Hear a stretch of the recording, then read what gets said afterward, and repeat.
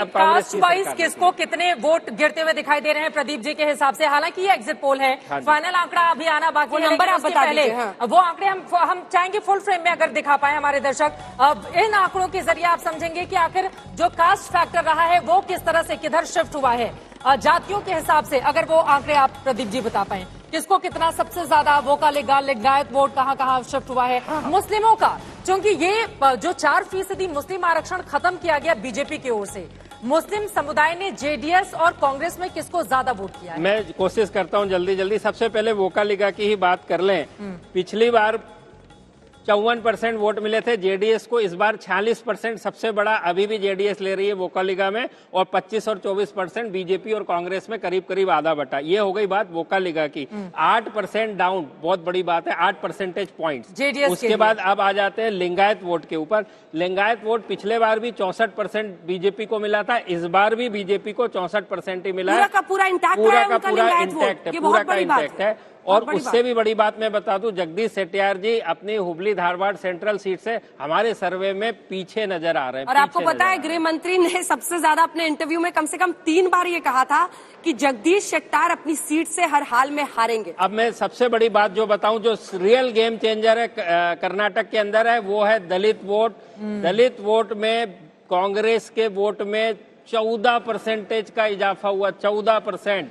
इसमें -4 जेडीएस से, -5 बीजेपी से। बीजेपी ने पिछले बार दलित वोट अच्छी संख्या में लिए थे, एंटी इनकम्बेंसी दूसरे तरफ थी पिछली बार, सिद्धारमैया जी की सरकार थी। बीजेपी की अपनी लोकसभा का इलेक्शन की विक्ट्री 14 की, और उसके बाद ये।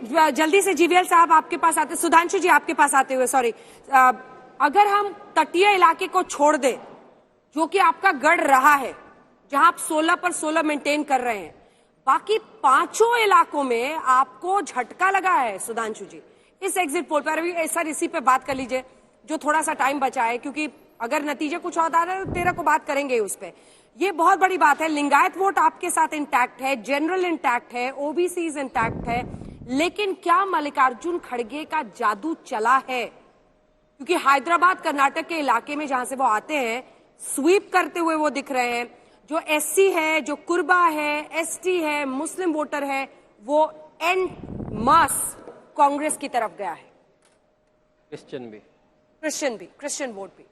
सुधांशु जी, देखिए अभी जो आपने बताया समुदाय के हिसाब से कि एससी वोट छिटका है क्या है, परंतु मुझे आपके इसमें एक चीज जो थोड़े असहज लग रही थी कि बॉम्बे कर्नाटका में जिस ढंग से, या महाराष्ट्र कर्नाटक क्षेत्र जिसको कहते हैं, उसमें आपके इस सर्वेक्षण में एकदम बीजेपी का राउट दिखाया गया है पूरी तरीके से। हमारी जानकारी के अनुसार जिस प्रकार की स्थिति दिखाई गई है महाराष्ट्र कर्नाटका में, जो बेलगांव के आसपास का क्षेत्र है, वहां पर ऐसी स्थिति नहीं होनी चाहिए।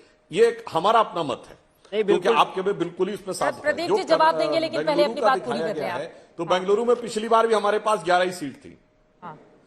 बेंगलुरु जो ग्रेटर बेंगलुरु का क्षेत्र है, पिछली बार भी हमारे पास 11 एक ही 2018 और 13 दोनों में हमारी स्थिति बहुत बेहतर नहीं थी।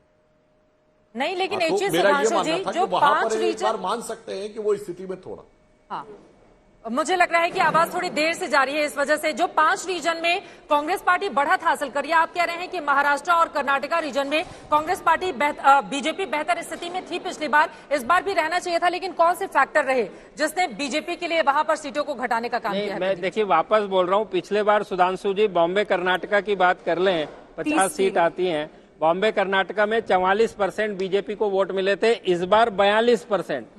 ज्यादा शिफ्ट जो आप राउट कह रहे हैं उस लिहाज से राउट नहीं है, पर सीट्स में तो है ना सर। बट सीट में क्यों है मैं बता रहा हूँ, उसीलिए मैं बता रहा हूँ। बॉम्बे कर्नाटक में बड़ी पिक्चर है। बीजेपी कांग्रेस को पिछली बार 39-39% वोट मिले थे, इस बार 45%। सर यहाँ पे जो सबसे बड़ा शिफ्ट है, वो मेन शिफ्ट जो है मराठा आते हैं यहाँ से। मराठा 8% बहुत बड़ा वोट पॉइंट है। मराठा का वोट शेयर जो पिछली बार बीजेपी को मिला था और इस बार मिला है, उसमें काफी फर्क है। मराठा और दलित आगे महाराष्ट्र और दलित। प्रदीप जी, एक आर्गुमेंट जो इसके अगेंस्ट जाएगा वो ये है कि सोनिया गांधी का वो रिमार्क जो ट्विटर पर कांग्रेस ने ट्वीट किया, जिसको एक इशू बनाया गया, और वहां पर जमीन पर अगर आप जाएंगे तो मराठा वर्सेस कन्नड़िगा है वहां पर। मुझे भी कई लोग मिले जो कहते हैं कि हमें मराठी गांव, जो हमारे गांव है वहां कहते हैं कि आप कन्नड़ में बात करो, और कन्नड़ थे जो कह रहे थे कि हम महाराष्ट्र की जो समितियां हैं वो हम पर बहुत हावी होती हैं। नहीं, वो मैं- कहती हैं कि आप ये करो। एक बार फिर भी मराठा। क्लियर कर दूं, अभी भी बीजेपी को मराठाओं का बड़ा वोट मिल रहा है। हाँ। लेकिन जो 18 में मिला था, जिसके चलते 30 सीट आई थी बीजेपी की, 50 में से 30 सीट, वो आज की डेट में नहीं मिल रहा है। और दलित वोट जो जेडीएस के साथ स्प्लिट हुआ था, वो आज कांग्रेस के साथ ठीक है कंसोलिडेट सुधांशु जी, आप जवाब दे दीजिए, उसके बाद अभय दुबे जी फौरन आपके पास आ रही हूँ। उसके बाद सुधांशु जी को शंकर बीच अन्ना में जी रोकना पड़ा था। जी सुधांशु जी, आपको समझ में आ गया महाराष्ट्र देखिए, कर्नाटक एक मैं टेक्निकल बात करता हूं, एक व्यवहारिक। चूंकि हम भी उस क्षेत्र में गए थे, तो जो बात अंजना जी ने कही, ऐसी कई बातें हमसे भी लोगों ने कही। खैर चलिए, वो पॉलिटिकल बात है अपनी जगह, परंतु मैं एकदम टेक्निकल बात कहूं, जो परसेंटेज ऑफ वोट में आपने बताया 2% की कमी और कांग्रेस के परसेंटेज ऑफ वोट में 6% की अधिकता है, तो किसी भी सर्वे में 3% स्टैंडर्ड मार्जिन ऑफ एरर होता है, स्टैंडर्ड डेविएशन। यदि वो 1.5% दोनों तरफ चला जाता है तो यथावत रहती स्थिति। पर यदि किसी एक तरफ 2 और एक तरफ 1 आता है, क्योंकि अब आपने बताया कि 2% वोट घटने से सीटों में इतना भारी बदलाव आ सकता है, तो स्टैंडर्ड मार्जिन ऑफ एरर में यदि हम ये माने कि 2% 3 में से हमारी तरफ आ जाए, तो भारी बदलाव हो भी सकता है। इस सुधांशु संभावना जी- को इनकार नहीं किया जा सकता। सुधांशु जी, पिछली बार कितना % वोट था आपका ओवरऑल? 36, कांग्रेस का 38, फिर भी आपकी सीटें कहीं ज्यादा थी। 104-80।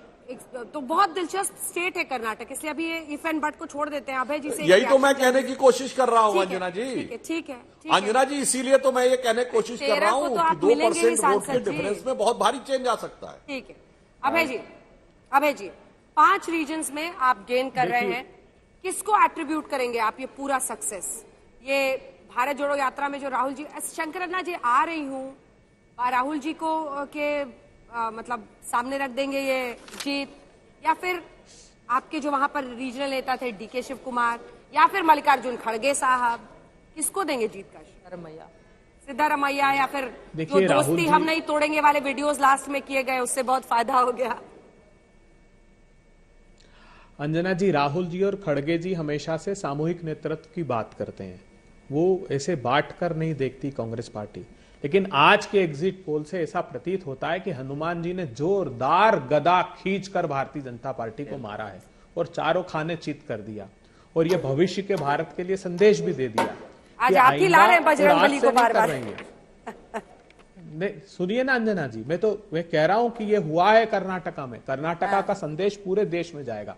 आप बसवराज बोम्मई जी की बात कर रहे थे, चुनाव तो प्रधानमंत्री जी ने लड़ा कर्नाटका में, बोम्मई साहब ने कहां लड़ा?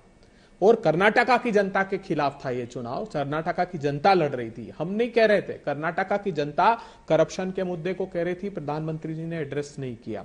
मैं आपको हर शो में ये कह रहा हूं, और जो अभी सुधांशु जी कह रहे हैं, बॉम्बे कर्नाटका में उतना नुकसान है जितना दिखाया जा रहा है। क्योंकि हम शो में थे आपके अंजना जी, जब CSDS के सर्वे में आपने बताया था कि कर्नाटक में बीजेपी की जीत होगी, तो 57% लोगों का ओपिनियन था कि नहीं होगी, जब हम आपके साथ स्टॉक एक्सचेंज के प्रोग्राम में थे। तो सारे संकेत इस बात की ओर गवाही दे रहे थे कि भारतीय जनता पार्टी अब दक्षिण के द्वार से बाहर हो गई। आपका इंडिया टुडे का सर्वे देख लीजिएगा, अगर आपने आज चुनाव होते हैं तो लोकसभा में भी आपने बहुत भारी सीटें कर्नाटका में कम बताई थी भारतीय जनता पार्टी को। तो ये सारे संकेत मिल रहे थे।